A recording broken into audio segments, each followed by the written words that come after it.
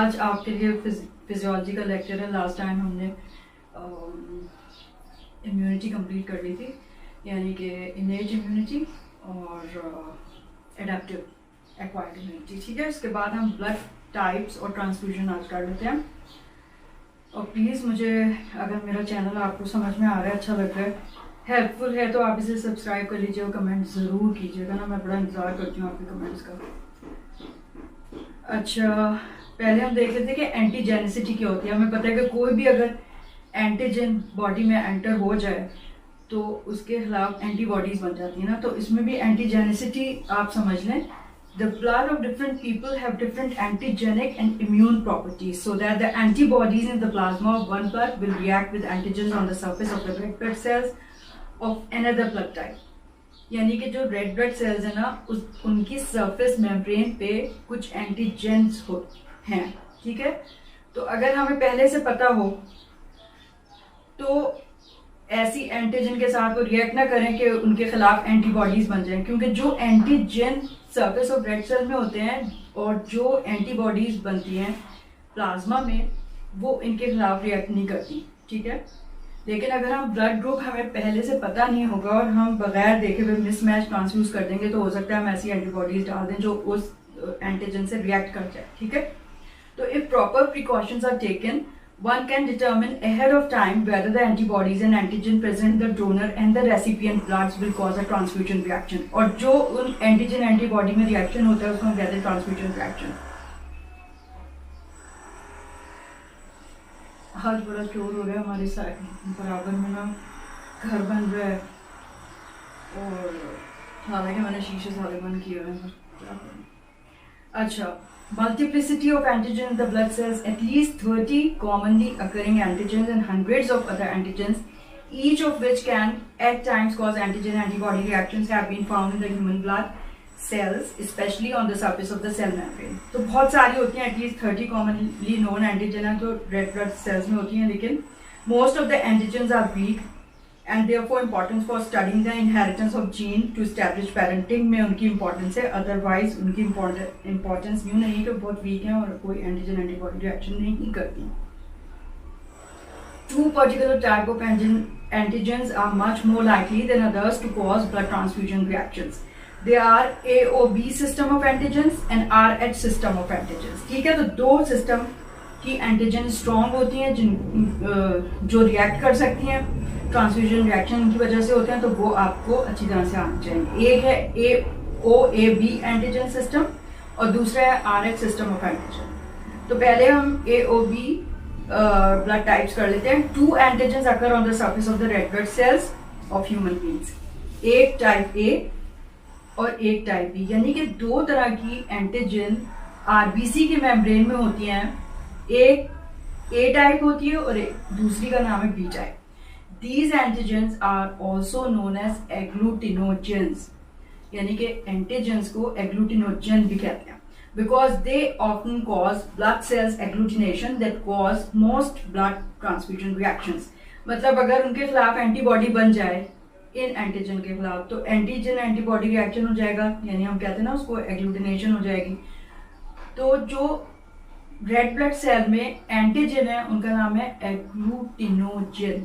ठीक है, और जो उनके लिए एंटीबॉडीज होती हैं प्लाज्मा में, उनको कहते हैं एग्लूटिनिन्स। ठीक है, तो दो टाइप के एंटीजन या एग्लूटिनोजन होते हैं आरबीसी में। एक को टाइप ए एंटीजन कहते हैं, दूसरे को टाइप बी कहते हैं। People may have neither of them on their cells, they may have one और दे में हैव बोथ साइमल्टेनियसली। अब कुछ लोगों के ब्लड के जो रेड ब्लड सेल्स हैं उसमें या तो ए एंटीजन होती है या बी एंटीजन होती है, या दोनों एंटीजन नहीं होती हैं, या दोनों एंटीजन होती हैं। तो इस तरह चार ग्रुप्स, ब्लड ग्रुप्स हम डिवाइड कर लेते हैं। मेजर OAB ब्लड टाइप्स क्या हैं? Transfusing blood from one person to another. The blood of donors and recipients are normally classified into four major OAB blood types depending on the presence or absence of two agglutinogen, the A and the B। तो जिसमें A antigen होगा ना, जिसके RBC में, तो उसको हम blood group A कहेंगे। जिसमें B एग्लूटिनोजन होगा उसको हम B ग्रुप कहेंगे। जिसमें दोनों ए भी होगा और बी भी होगा सरफेस ऑफ आरबीसी मेम्ब्रेन में, उसको हम कहते हैं ए बी ग्रुप। और जिसमें दोनों एग्लूटिनोजन नहीं होंगे या एंटीजन नहीं होंगे तो उसको हम कहते हैं ओ ग्रुप। ठीक है, अब इसमें यही लिखा है नंबर 1 क्या है, weather neither A or B agglutinogen is present the blood type is O. Number 2 when type A agglutinogen is present blood type is A. Number 3 when only B type agglutinogen is present the blood type is B. Number 4 when both A and B agglutinogen are present the blood type is AB। ठीक है, तो A, B, AB and O 4 groups हो गए। समझ आ गया आपको?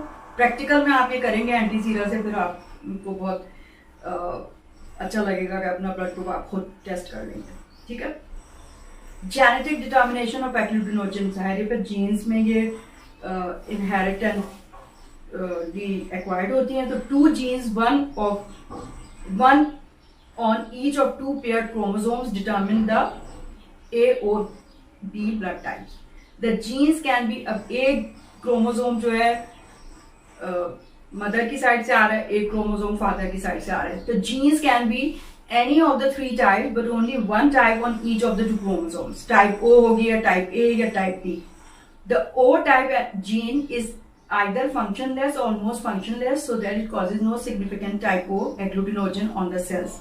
Conversely, type A and B genes do cause strong agglutinogens on the cells. The 6 possible combination of genes are या तो O gene हो गई या OA हो गई या OB हो गई या AA हो गई या BB हो गई या AB हो गई। These combination of genes are known as genotypes. And each person is one of the 6 genotypes. तो 6 जीनोटाइप है। अब हर ह्यूमन बीइंग एक इनमें से जीनोटाइप का होता है। ठीक है, दोनों साइड से ओ आ गया, एक की साइड से ओ आया, पैटर्नल साइड से ए आ गया, बी या ओ आ गया, ए आ गया, बी आ गया या ए बी आ गया। ठीक है, genotypes number 1, a person with genotype O presents no agglutinogen and therefore the blood type is O. तो ओ जो है वो वीक है, कोई एग्लूटिनोजन प्रोड्यूस नहीं होती है, तो ब्लड टाइप ओ हो जाता है। ये हम जीन की बात करें, जीनोटाइप में। Number 2, a person with genotype O A or A produces ए। अब ओ ए भी जो है तो ओ तो वीक है ना, तो ओ ए में भी ए ही होगी एग्लूटिनोजन और ए में भी होगी, therefore the blood type is A. Number 3, a person with genotype O B and B B give type B agglutinogen and blood type is B. Number 4, a person with genotype AB produce both A and B agglutinogen and blood type is AB। समझ आ गया? तो genotype से कैसे हमने बनाया एग्लूटिनेंस। अब जो antibodies हैं वो प्लाज्मा में होती हैं। एंटीजन या एग्लूटिनोजन रेड सेल मेम्ब्रेन में होते हैं, एंटीबॉडीज प्लाज्मा में है, उनको कहते हैं एग्लूटिनेंस। When type A agglutinogen is not present in a person red blood cells, antibodies known as anti-agglutinins A develop in the plasma. When type B agglutinogen is not present in the red blood cells, antibodies known as anti-B agglutinin develop in the plasma. Type O blood, although containing no agglutinogen, does contain both anti-A and anti-B agglutinins. Type A blood contains type A agglutinogen and anti-B agglutinins, and type AB blood contains both A and B agglutinogen but no agglutinins। ठीक है, तो type A अगर blood है जिसमें type A एग्लूटिनोजन है तो उसमें anti B agglutinin होंगी, तो वो कोई रिएक्शन नहीं करेगी जो एक ह्यूमन बीइंग के अंदर है। लेकिन अगर हम गलत ब्लड डाल देंगे तो और हो सकता है उसमें टाइप ए की एग्लूटिनिन्स हो तो वो एग्लूटिनेट कर जाएंगी। ठीक है, titer of agglutinins at different ages. Immediately after birth, quantity of agglutinins in plasma is 0. 2 to 8 months after birth, an infant begins to produce agglutinins. Anti-A agglutinin with type A agglutinogens are not present in the cells, and anti-B agglutinins when type B agglutinogen are not present in the cell. ठीक है, तो अगर type A एग्लूटिनोजन cell membrane में है तो type anti B agglutinin वहां पे होती है, और अगर टाइप बी एग्लूटिनोजन है तो एंटी ए होती है। ठीक है, a maximum titer is reached at 8 to 10 years of age and declines in the remaining life. Origin कहां से होता है आखिर एग्लूटिनिन का? क्योंकि एंटीबॉडी तो एंटीजन जब आता है जब भी बनती है ना, तो ओरिजिन ऑफ एग्लूटिनिन ये तो पहले से थी। तो कैसे हुआ था इसका origin? The agglutinins are gamma globulins, जाहिर है एंटीबॉडी है तो गैमा ग्लोबुलिन होंगे, as are all antibodies, and they are produced by the same bone marrow and lymph gland cells that produce other antibodies. ठीक है, but why are these agglutinins produced in people who do not have the respective agglutinogen in their red blood cells? ठीक है, जब नहीं होता है, जैसे ए एग्लूटिनोजन अगर नहीं है तो एंटी बी होगा वहां पे, ठीक है, एंटी ए नहीं होगा. तो the answer to this is that small amount of type A and B antigens enter the body in the food, bacteria and other ways to initiate the development of anti A and anti B agglutinins. इस तरह से हमारी blood में ये मौजूद होती है. ठीक है, agglutination process in transfusion reactions. अब ट्रांसफ्यूजन मिसमैच ब्लड अगर दे दिया जाए तो ट्रांसफ्यूजन रिएक्शन होगा, जो क्या होता है, यानी कि एग्लूटिनोजन जो है ग्लूटिनिन से मिल जाए, ग्लूटिनोजन का प्रोसेस हो जाए, क्लम्प बन जाएंगे फिर आरबीसी और एंटीबॉडीज के, और वो छोटी छोटी वेसल्स को माइक्रो सर्कुलेशन में ब्लॉक कर देंगे. ठीक है, when bloods are mismatched so that anti-A or anti-B plasma agglutinins are mixed with red cells that contain A or B agglutinogens respectively, the red cell agglutinate as a result of the agglutinins attaching to the red cell.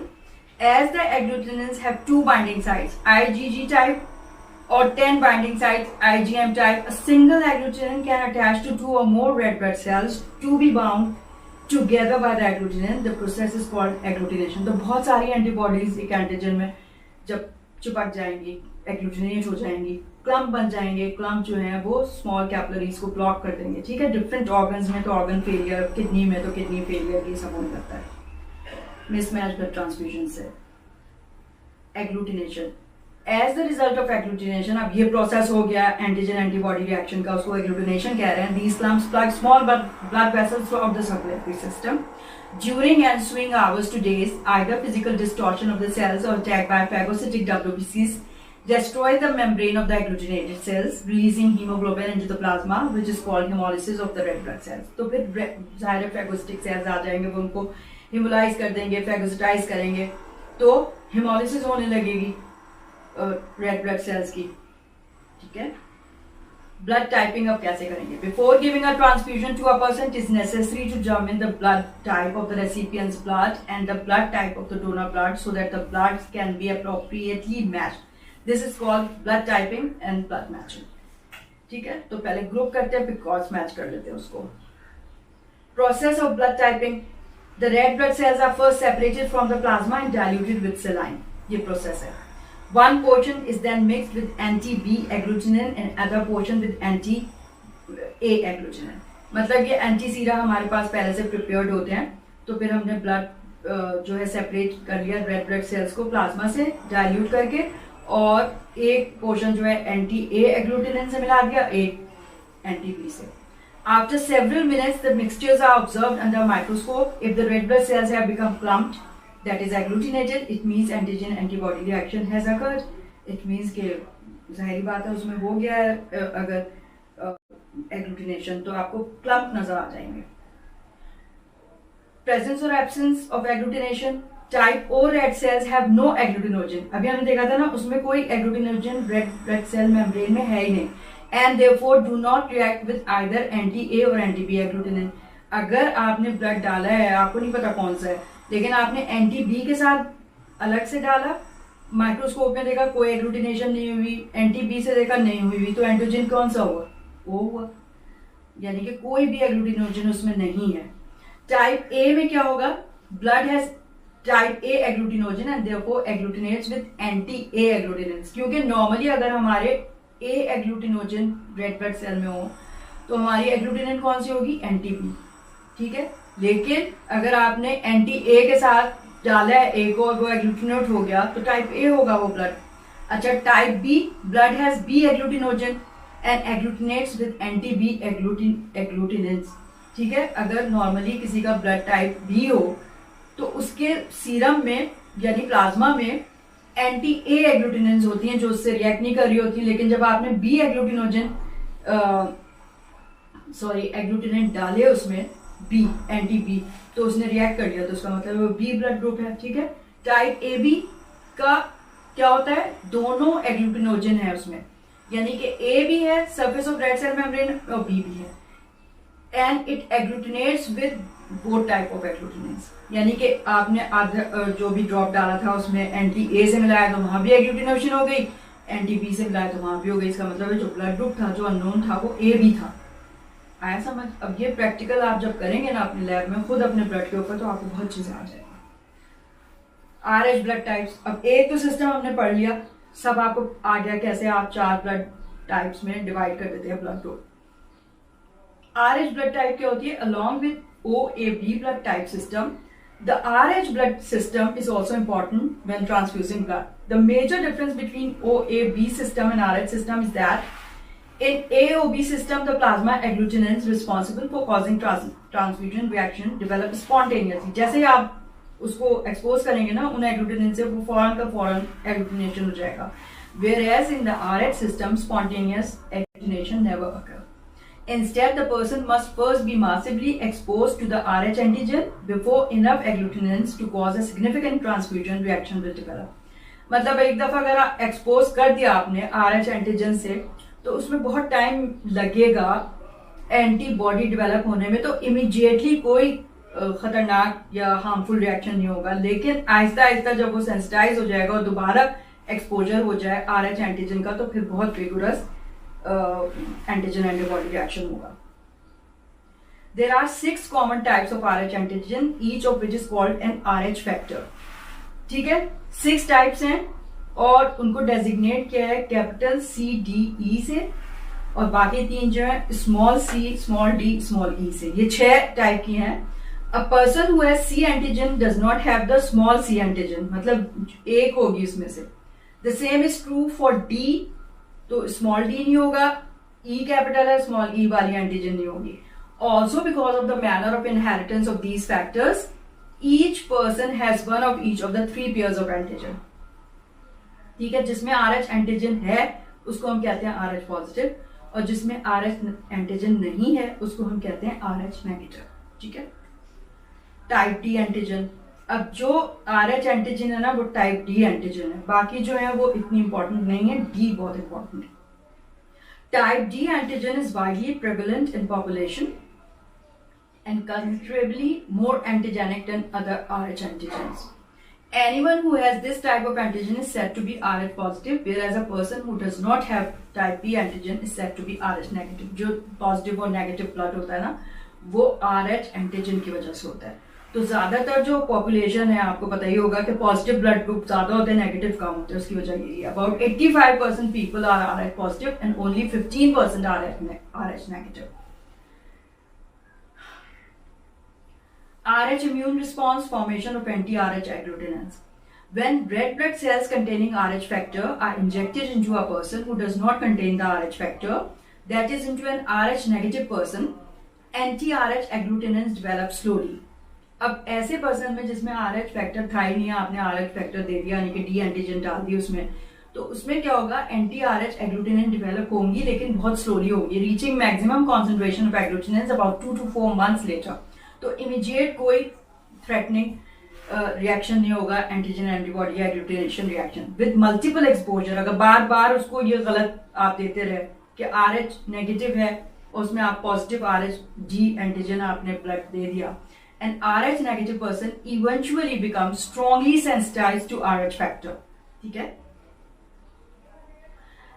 Characteristic क्या होती है RH transfusion reactions की? If an RH negative person has never before been exposed to RH positive blood, transfusion of RH positive blood into the person will likely cause no immediate reaction. क्यों? क्योंकि 2 to 3 months या 4 months लगते हैं जब antibodies develop होती हैं। तो एक दफा अगर आपने गलत ये ट्रांसफ्यूजन कर दिया तो पहली दफा में कुछ रिएक्शन नहीं होगा। However, an anti-RH बॉडीज, लेकिन फिर उसको 4 महीने के बाद तो anti-RH एंटीबॉडीज मिला के डेवलप हो जाएंगी ना, एंटीजन ने जो स्टिमुलेट किया था। ड्यूरिंग नेक्स्ट 2 to 4 weeks में वो बन जाएंगी to cause agglutination of those transfuse cells that are still circulating in the blood. अगर वो ब्लड सेल्स उस वक्त के रह गए तो फिर वो उसको कर लेंगी, या दोबारा एक्सपोजर हो गया उसका again, thus a delayed transfusion reaction occurs although it is mild, तो उस वक्त ये माइल्ड होगा। ठीक है, अगर होगा on subsequent transfusion of RH positive blood, अब बार बार ही होता रहा उसको into the same person who is now already immunised against the RH factor, The transfusion reaction is greatly enhanced and can be immediate as severe as transfusion reaction caused by mismatched blood type A और B blood. सही है? तो difference क्या होगा type A or B में? ए or B system RH system के फौरन जो है ना इसमें ट्रांसफ्यूजन रिएक्शन नहीं होता. क्यों? इसलिए कि एंटीबॉडी डेवलप होने में 2 से 4 हफ्ते लगते हैं.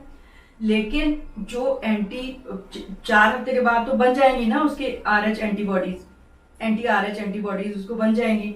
अब वो सर्कुलेशन में रहेंगी. अब अगेन अगर उसको फिर एक्सपोजर हो गया उसी पॉजिटिव एंटीजन टी का तो फिर और बन जाएंगी, फिर और बन जाएंगी. तो सबसीक्वेंटली एक ऐसा वक्त आएगा कि इतनी इमीडिएट रिएक्शन होगा जैसे एओबी सिस्टम में होता है. Is it clear? अब इसी से रिलेटेड एक डिजीज है, disease of the new born. और बहुत मतलब आनी भी चाहिए आपको, पूछी भी जाती है इम्तिहान में, और पूछी ना जाए तो हमें तो आना चाहिए ना.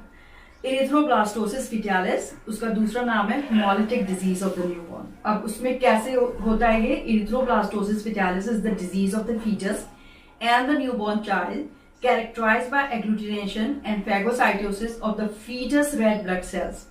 ठीक है? In most cases the mother is RH negative and father is RH positive. अब होगा कब? अगर मदर RH नेगेटिव है यानी कि नेगेटिव ब्लड ग्रुप है उसका, और जो हस्बैंड है उसका RH पॉजिटिव है. अब जो बेबी होगा उसमें चांसेस हैं कि उसका नेगेटिव भी हो सकता है, जैसे आपने जीनोटाइप देखे थे, नेगेटिव भी हो सकता है, पॉजिटिव भी हो सकता है. अगर बेबी नेगेटिव ही हो गया तो कुछ नहीं होगा उसको. ठीक है? क्योंकि मदर भी नेगेटिव है और बेबी भी नेगेटिव है तो कोई इस तरह की कोई चीज नहीं होगी. लेकिन अगर RH नेगेटिव यूट्रस में RH पॉजिटिव बेबी डेवलप हो गया है तो क्या होगा?